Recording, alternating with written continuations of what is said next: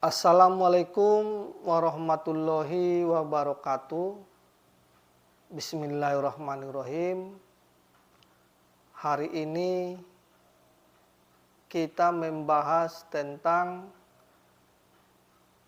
pergeseran sudut pandang, ya. Jadi begini teman-teman semuanya. Hari ini kita terlalu banyak menggantungkan diri pada obat-obatan. Baik itu obat-obatan sintetis ataupun obat-obatan non-sintetis. Padahal tidak semua kasus itu harus menggunakan obat-obatan. Kalau bisa diatasi dengan yang lain, kenapa tidak, ya? Contoh begini.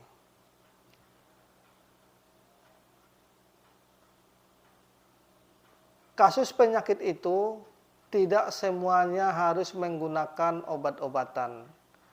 Jadi, kalau kita bisa mengatasinya dengan perubahan pola makan, kalau kita bisa mengatasinya dengan pantangan-pantangan, kalau kita bisa mengatasinya dengan olahraga fisik atau berolahraga, kalau kita bisa mengatasinya dengan pola pikir yang benar, kenapa ini tidak kita lakukan?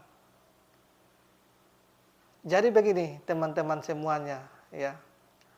Ada kalanya memang kasus itu tidak membutuhkan obat-obatan untuk mengatasinya. Ada kalanya memang kasus itu harus kombinasi. Harus pengaturan pola makan, pantangan, dan dikasih obat-obatan. Ada kalanya kasus itu tetap menggunakan obat-obatan tanpa harus mengatur pola makan dan pantangan, tetapi dia disarankan berolahraga fisik. Nah, ini nanti tergantung situasi dan kondisi. Jadi diagnosa itu nanti yang menentukannya. Jadi gambarannya kira-kira begitu ya. Jadi tidak semuanya kasus itu harus menggunakan obat-obatan. Karena apa? Karena obat itu bisa dikonsumsi ketika kita membutuhkannya. Tetapi ketika kita tidak butuh, maka obat itu harus dicabut. Maka itu tidak boleh dikonsumsi lagi. Nah, saya kasih gambaran secara sederhana ya, begini. Ada seorang pasien yang mengeluhkan dia sulit BAB. Sulit BAB ya, dia sulit BAB. Terus begini, sulit BAB ini disebabkan karena kelembapan. Terus kita kasihlah obat untuk membersihkan lembab atau membuang lembab. Ketika dia minum obat ini, maka nanti BAB-nya akan lancar. Tetapi ketika obat itu diminum terus-menerus, maka dia akan menimbulkan sulit BAB lagi. Jadi antara BAB yang pertama dengan BAB yang kedua ini sudah berbeda. Tadi ketika dia sulit BAB itu disebabkan karena kasus kelembapan. Kelembapan di antara usus kecil ya sampai ke usus besar. Tetapi ketika kita buang kelembapannya atau kita bersihkan kelembapannya, maka BAB-nya lancar. Ketika dia minum obat-obatan terus-menerus, maka di usus kecil itu sampai usus besar itu kelembapannya sudah berkurang. Nah, ketika obat itu diminum terus-menerus, maka cairan yang di situ akan berkurang. maka akhirnya dia sulit BAB lagi. Jadi gambarannya begitu. Jadi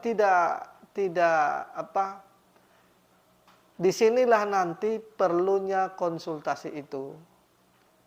Ada juga satu kasus lagi, ya, satu kasus lagi.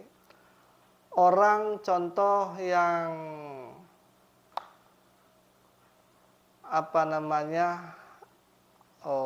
kasus diabetes, ya. Kasus diabetes itu ketika dia bertanya tentang kasus diabetesnya, maka dia berkonsultasi. Dia berkonsultasi setelah diagnosanya ditegakkan, ya, ditegakkan diagnosanya, maka keluarlah hasilnya. Setelah keluar hasilnya, mengatakan bahwa dia itu harus minum obat seumur hidup. Jadi, kalau kita melihat ya, apakah kasus diabetes itu harus minum obat terus-menerus? Apalagi minum obat seumur hidup, bahasanya begitu. Padahal, dari sudut pandang kita, begini, kasus diabetes itu timbul disebabkan karena perubahan gaya hidup. Seharusnya obatnya itu yang merubah gaya hidup itu, obat yang utama. Kalaupun nanti butuh obat-obatan, maka dia boleh minum obat sampai nanti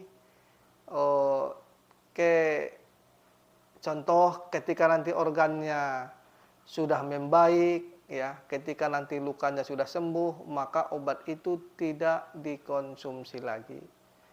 Jadi artinya obat itu kita konsumsi ketika kita butuh. Ketika tidak butuh, maka cukup dengan pengaturan pola makan, cukup dengan pengaturan pantangan, cukup dengan olahraga fisik, pikiran dan tenang, dan selalu berdoa. Jadi insya Allah teman-teman semua, sampai di sini dulu pembahasan kita tentang perubahan pola pikir, ya.